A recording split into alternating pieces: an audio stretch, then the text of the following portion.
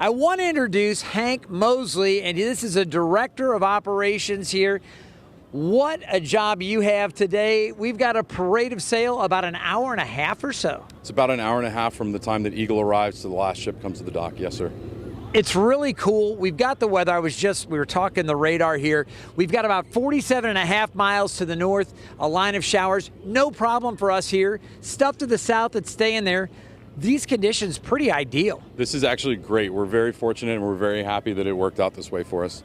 You know, you were saying you actually have experience on the tall ships and with the rigging and everything else. And with little subtle changes in the rigging, it changes how the boats behave. How difficult is it to bring these boats in? It can be challenging. Anytime you've got wind or a sea state, that really increases the technical demands of the captain and the crew. But today, these are pretty benign conditions and it's perfect.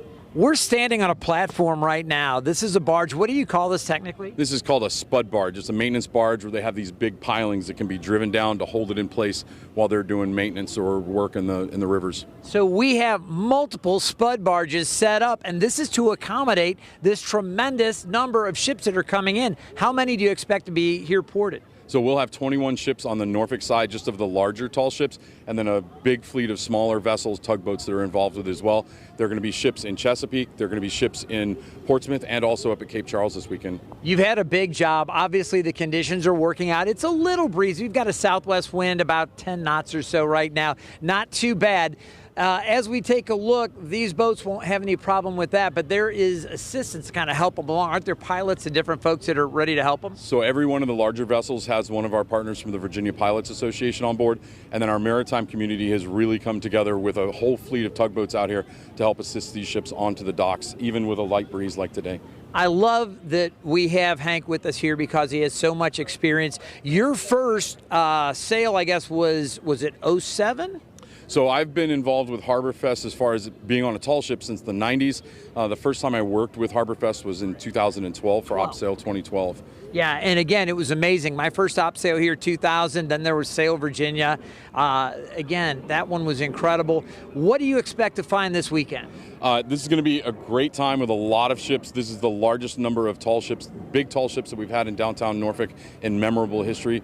I hope folks come out here, get to know the sailors, get to know the ships. It's going to be incredible. Yeah, I will say, again, your kids are out here checking it out as well. It's a lot of fun. This is truly a family event. Every HarborFest is, but this is one that will leave a lasting memory with your kids, okay? I took my kids out here for Op Sail 2000, and they were just toddlers, and they still cherish those memories. We talk about it, and they've looked back. So if you've been thinking about it, even if you miss the parade of sail, if you're watching from home and you can't get out for the Sail250 coming down, seeing the skyline of the city completely different with these beautiful tall ships, it is something you will never forget. Hank, thanks so much. Any advice for people coming down to watch? Come down early, come down, see the fireworks, get food, get something to drink, and get on board the ships, of course. All right. Well, we thank you for your time. And again, I don't know if you can pan off us or not, but if Mark takes a look down here, there are so many people turning out now along the Elizabeth River. Again, the tugs getting down the river. It's kind of like when you're crossing Kansas, heading towards the mountains, eventually into Colorado. It seems like you see them off in the distance, and you wait, and you wait, and you wait, you wait, you wait. Well, anyway, that's kind of the way it feels, but those tall ships are coming in, and it won't be long before they arrive. Such an exciting time here at HarborFest.